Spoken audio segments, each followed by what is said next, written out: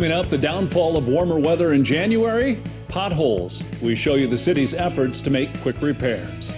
Plus, we hear from Governor Kristi Noem about the case of a deadly crash involving South Dakota's Attorney General.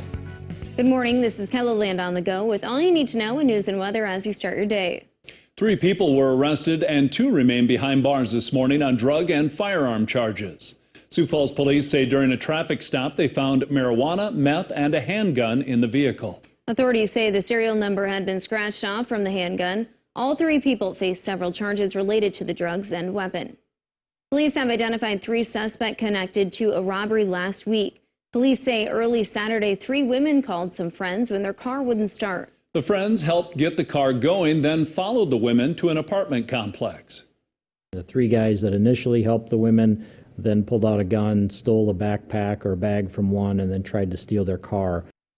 32-year-old Sterling Spotted Elk Jr. was arrested Wednesday. A warrant was also issued for 30-year-old Sean Long, who is currently in jail on an unrelated charge. Both men are charged with robbery and possession of a stolen vehicle. Police have also identified a 3rd person involved, but right now no charges are filed.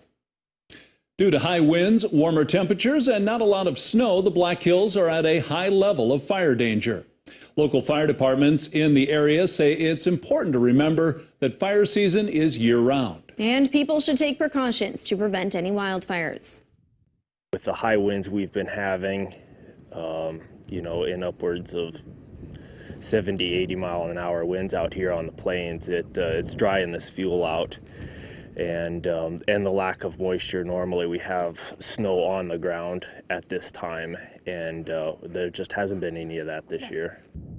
You can stay updated on changing fire danger levels on links we provided under this story at KELOLAND.com. Now let's send it over to meteorologist Brian Karstens for a check of our weather. All right, well, weather out west certainly has been drier, and even this go-around of snow not necessarily very heavy here for the Black Hills of western South Dakota.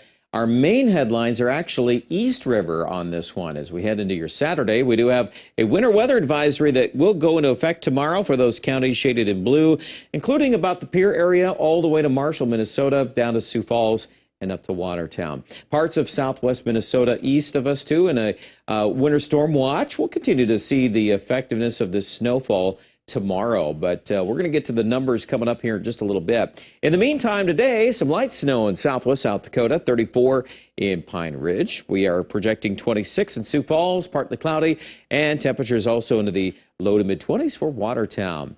More on the weather, guys, coming up here in just a bit.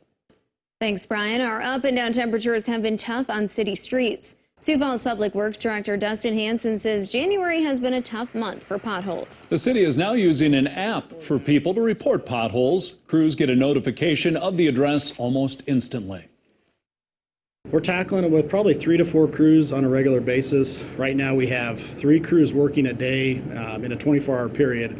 So a couple crews during the day, we'll have another crew 4 to midnight, and then we'll have another crew from midnight to 8.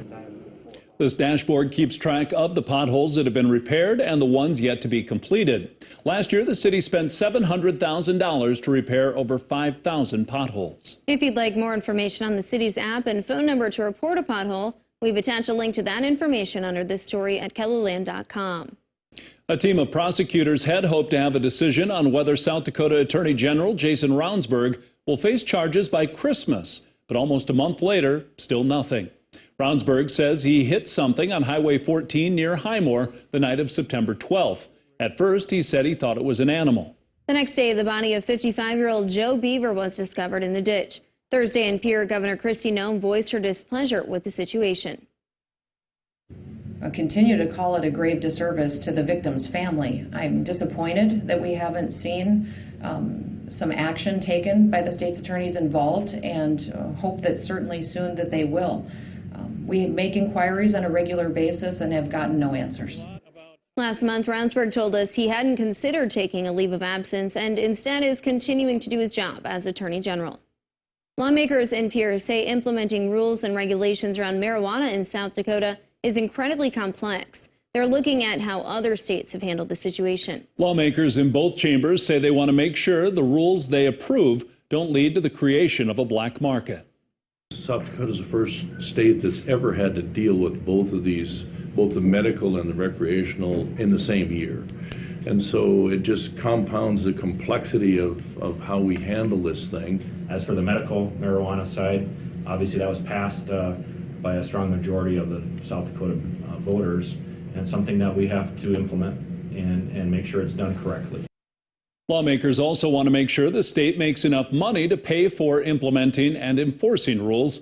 House Majority Leader Kent Peterson feels a lawsuit over recreational marijuana will likely end up before the South Dakota Supreme Court. A Sioux Falls man is donating a home to a local organization that helps victims of human trafficking in South Dakota. Musa Moses Niyor is originally from Israel, but has lived in Sioux Falls for about 50 years. He bought this home for family if they decided to move here. Now he's donating it to Call to Freedom. Succeeded in what I do, and I decide, you know what, why not give something to someone else and let them enjoy it and raise the money to help rescue whoever is hurting. Money raised from the sale of the home will go towards the Marissa's housing project, which will provide housing for survivors of human trafficking. The home goes on the market on January 29th. And that's a look at some of our top stories. Now let's get one last look at your weather with meteorologist Brian Karstens. Brian? All right, weather today, looking at these chilly morning lows in the single digits around Watertown and Marshall. But you look to the southwest, we've got a little bit of snow too in play across areas near Pine Ridge and down toward Valentine.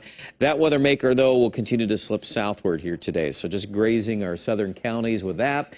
We'll regroup and usher in more clouds later tonight. So with thickening clouds in the forecast, temperatures daybreak tomorrow morning in the low 20s for many in central South Dakota. And the snowfall begins, and this will expand its footprint here, extending to Aberdeen, although Aberdeen's more on the northern side of this and not included in the advisory. Watertown is included, and also Sioux Falls, but then once you get to Yankton, then you're on the other end of it. So there, too, it'll be a lighter snow, maybe an inch or two at most. Then into Saturday evening, our focus will shift into southern Minnesota. That's where the snow will be a little more steady, a little bit better pacing there for accumulations into early Sunday morning. You do notice some clearing Sunday morning in far north central South Dakota, and we do see temperatures getting a little colder. We'll keep an eye on Watertown, Millbank, Marshall. The late afternoon Sunday numbers could drop through the teens there. Even Sioux Falls hitting low to mid-20s, but then falling off by Sunday evening. A lot of 2 to 4 inch snow predictions here along the main track of the system. There may be a few spots embedded a little locally heavier than 4, especially into southwest Minnesota. I'd watch that Buffalo Ridge a little more, and then up towards Slayton and Worthington. Otherwise, your forecast details here as we get into early next week. Another system. This one, most of it to the south. We'll keep an eye on it, but we do continue to see the majority of those trends a little bit to the south of KELOLAND. 31 today in Mitchell, 33 in Winter. Your KELOLAND Live Doppler HD forecast. 19 tonight in Rapid. Light snow is ahead for you this weekend, but heavy accumulations not expected there. Sioux Falls, very good chance of snow tomorrow, but that'll taper off Sunday morning. Monday, that slight chance of snow with that southern route system to Nebraska and Iowa for the most part. But notice the temperature. We're cooler. 18 degrees for a high. Monday and Tuesday, we're not used to that. That's well below where we've been. Aberdeen also looking at teens for highs Monday, Tuesday. Chances of snow may return to the region by Wednesday. And we're expecting Pierre also to see a chance of snow by Wednesday. But overall, a lot of 20-degree weather for central South Dakota. We'll wait until maybe day 7, 45 there in Rapid on Thursday. Check out more details with our forecast online right here at KELOLAND.com.